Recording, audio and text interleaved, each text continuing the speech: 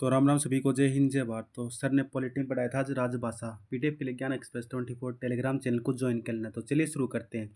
राजभाषा का अर्थ है राजकाज की भाषा, यानी राज दरबारों में प्रयोग की जाने वाली भाषा। आफ्टर फ्रीडम मतलब आज़ादी के बाद भारत की भाषा पर बहस हुआ कि भारत की राजभाषा और राष्ट्रभाषा कोई भी नहीं है। ये चार भाषाओं में बहस होता है: हिंदी, इंग्लिश, संस्कृत और हिंदुस्तानी। ये बहस चलती है 11 सितंबर 1949 से लेकर 14 सितंबर 1949 तक, और ये ख़त्म होती है 14 सितंबर 1949 को। 14 सितंबर को हिंदी दिवस मनाया जाता है, राष्ट्रीय हिंदी दिवस।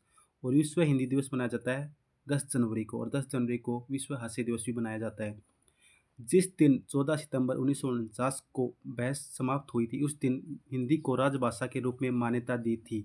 और हिंदी को राजभाषा के रूप में जो मान्यता दी थी उसे कहा जाता है मुंशी अयंगर फॉर्मूला। राजभाषा आती है भाग 17 में। इसमें आर्टिकल आते हैं 343 से लेकर 351 तक।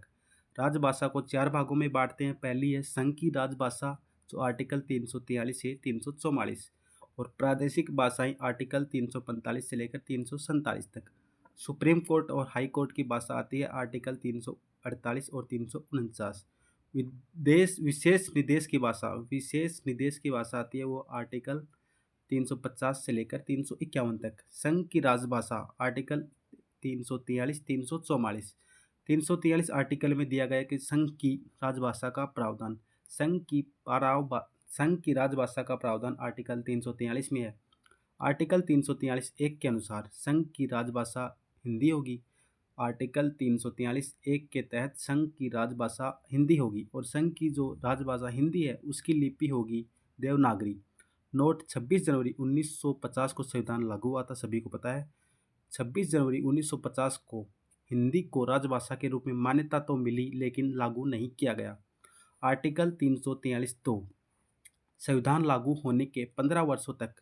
आर्टिकल 343(2) संविधान लागू होने के 15 वर्षों तक शासकीय प्रयोजनों के लिए आर्टिकल 343(2) के तहत संविधान लागू होने के 15 वर्षों तक शासकीय प्रयोजनों के लिए अंग्रेजी का ही प्रयोग किया जाएगा। आर्टिकल 343(2) के तहत राजभाषा अधिनियम आया था 1963 में। 26 जनवरी 1965 से राजभाषा अधिनियम आया था 1963 में। 26 जनवरी 1965 से हिंदी संघ की राजभाषा के रूप में काम करेगी। राजभाषा अधिनियम 1963 के अनुसार 26 जनवरी 1965 से हिंदी संघ की राजभाषा के रूप में काम करेगी, परंतु इंग्लिश भी सरकारी कार्यों में प्रयोग की जाएगी।